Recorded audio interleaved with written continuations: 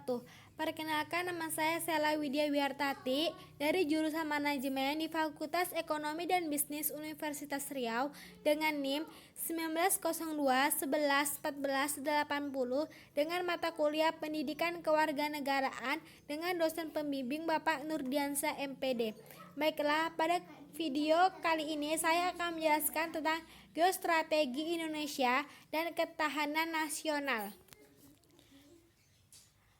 Pengertian geostrategi. Geostrategi adalah metode atau aturan-aturan untuk mewujudkan cita-cita dan tujuan melalui proses pembangunan yang memberikan arahan tentang bagaimana membuat strategi pembangunan dan keputusan yang terukur dan terimajinasi guna mewujudkan masa depan yang lebih baik, lebih aman, dan bermartabat.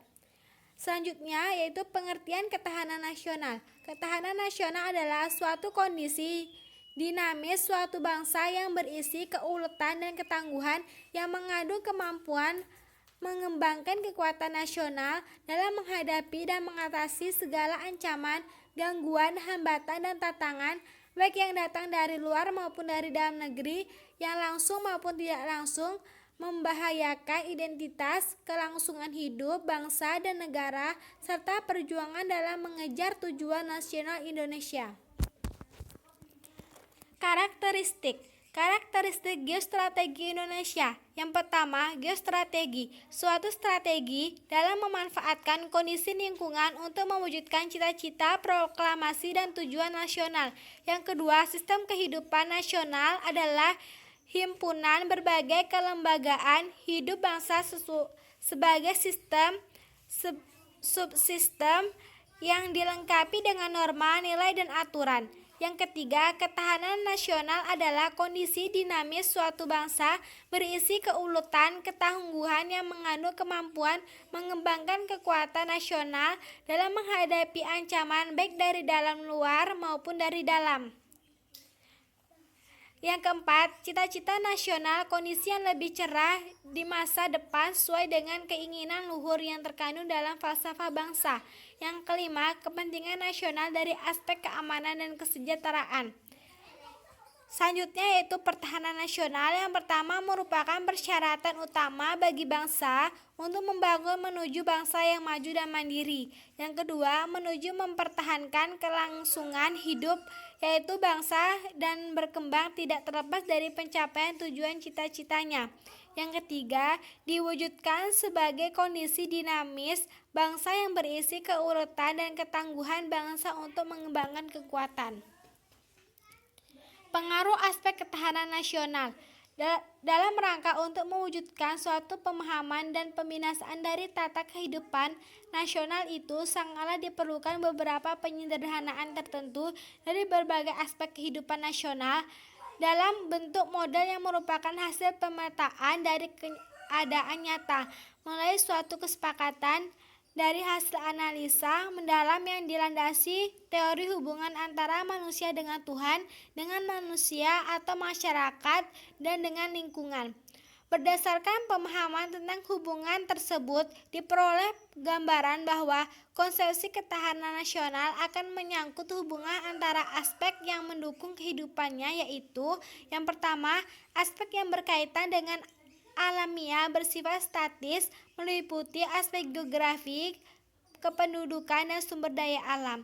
Yang kedua, aspek yang berkaitan dengan sosial bersifat dinamis meliputi aspek ideologi, politik, ekonomi, sosial budaya, dan hankam.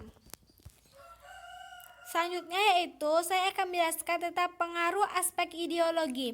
Ideologi adalah suatu sistem nilai merupakan kebulatan suatu ajaran yang memberikan motivasi. Dalam ideologi juga dijelaskan bahwa dalam ideologi terkandung suatu konsep dasar tentang kehidupan yang dicita-citakan oleh suatu bangsa. Kemampuan suatu ideologi tergantung pada serangkaian nilai yang dikandungnya yang dapat memenuhi serta menjamin segala bentuk dan aspek kehidupan manusia baik sebagai perseorangan maupun sebagai anggota masyarakat. Yang kedua, pengaruh aspek politik. Politik berasal dari kata politis dan atau poliki yang artinya Berbicara politik akan mengandung makna kekuasaan atau pemerintahan dan juga tentang kebijaksanaan. Pemerintahan ini berlaku di Indonesia dengan tidak memisahkan antara politik dan polisi, sehingga kita menganut suatu pemahaman yaitu politik. Hubungan ini tercermin dengan suatu fungsi pemerintahan negara sebagai penentu kebijaksanaan serta antisipasi dan tuntutan masyarakat sebagai tujuan yang memang ingin diwujudkan, sehingga kebijaksanaan pemerintahan negara itu harus serasi dan selaras dengan keinginan dan aspirasi masyarakat itu sendiri. Pengaruh yang kedua yaitu pengaruh aspek ekonomi. Untuk meningkatkan taraf hidup masyarakat secara individu maupun kelompok serta secara yang dilakukan dalam kehidupan bermasyarakat untuk memenuhi kebutuhannya, suatu perekonomian yang dianut oleh suatu negara dapat memberi corak dan warna terhadap suatu kehidupan perekonomian dari negara itu.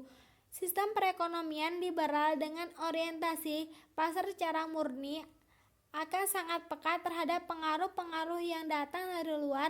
Pada sisi lain, seperti perekonomian sosialis dengan sifat perencanaan dan pengendalian penuh oleh pemerintah, kurang peka terhadap pengaruh dari luar.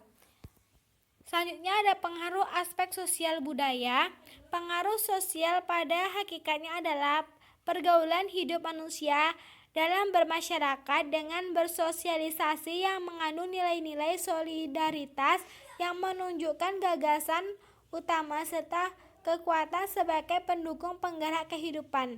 Masyarakat berbudaya membentuk suatu pola budaya sekitar satu atau beberapa fokus budaya yang dapat berupa nilai dan norma religius, ekonomi, atau nilai sosial kultural lainnya, seperti misalnya ideologi modern, ilmu pengetahuan, dan teknologi. Keberhasilan ketahanan nasional.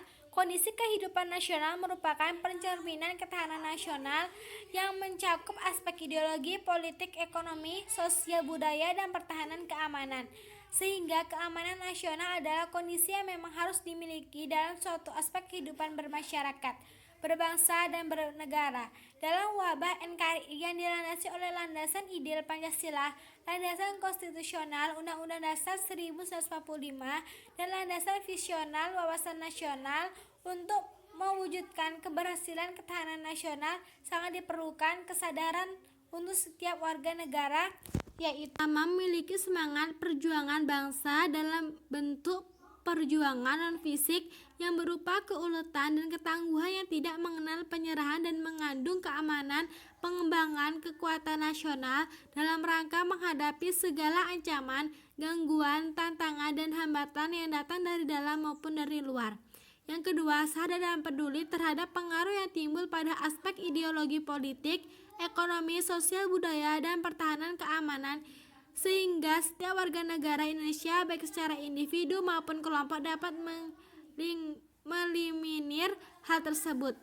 Apabila setiap warga negara Indonesia memiliki semangat perjuangan bangsa dan sadar peduli terhadap pengaruh yang timbul dalam bermasyarakat, berbangsa, dan bernegara, serta dapat meliminir pengaruh-pengaruh tersebut, maka akan tercermin keberhasilan dan dari pertahanan nasional Indonesia itu sendiri. Selanjutnya ada faktor yang mempengaruhi ketahanan nasional.